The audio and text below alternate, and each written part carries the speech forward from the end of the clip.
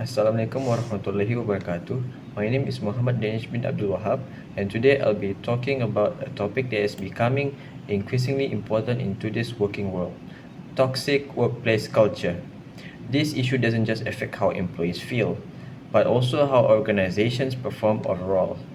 So, in this presentation, I'll be explaining what a toxic workplace culture is, what causes it, its effect, and how we can prevent it. Let's start with the background and causes. A toxic workplace culture refers to an environment where negative behaviors dominate.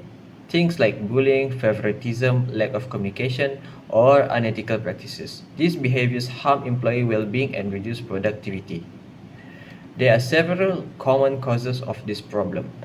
First, poor leadership or micromanagement. When leaders constantly control every detail, employees feel no trust or freedom. Second, lack of transparency or trust. When information is hidden or decision seems unfair, employees lose confidence in management. Third, discrimination or exclusion. This includes gender bias, racism, or favoritism that divides the team. Another major factor is the overwork culture, or what we call the burnout mentality, where employees are expected to sacrifice their mental health for results. Finally, tolerating misconduct like bullying or harassment. And unclear HR policies that fail to protect employees make the situation worse. All these factors together create a cycle of negativity that spreads across the workplace. Now, let's look at how Malaysian laws and HR policies address these issues. The Employment Act 1955 ensures that employees have basic rights, fair working conditions, and protection from unfair treatment. The Occupational Safety and Health Act 1994, or OSHA, highlights that employers must provide not only physical safety but also psychological safety, meaning employees should feel safe from emotional or mental harm. Next, the Industrial Relations Act 1967 protects employees who report problems or face unfair dismissal. And finally, the Code of Conduct for Industrial Harmony promotes mutual respect, communication, and fairness in the workplace. On the HR side, organizations are encouraged to build a code of conduct that focuses on respect, integrity, and fairness. There should be zero tolerance for bullying or discrimination, and employees should have access to open communication channels and anonymous reporting systems. These measures are meant to create a safe, fair, and supportive working environment for everyone. To make this more relatable, let's look at a real-life example. A Malaysian tech startup faced very high employee turnover. People kept resigning because of verbal abuse from supervisors, unrealistic deadlines, and favoritism.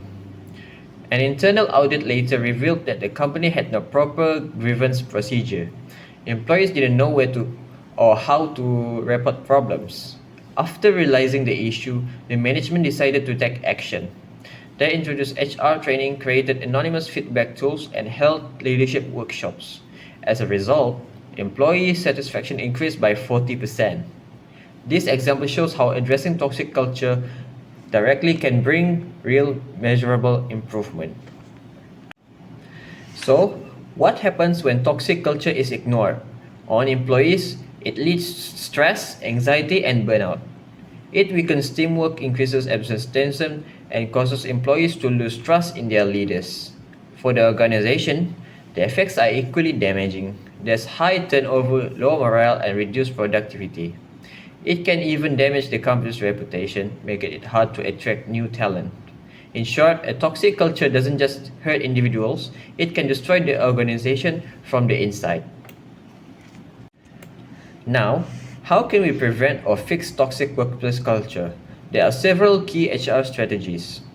First, establish a zero tolerance policy for toxic behaviors. Everyone should understand that bullying, discrimination, or harassment will not be accepted.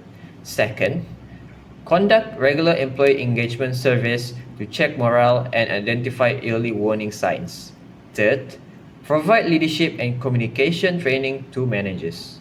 since culture starts at the top. Next, create safe and anonymous reporting channels so employees feel comfortable speaking up. Promote mental health awareness programs to reduce stigma and provide support.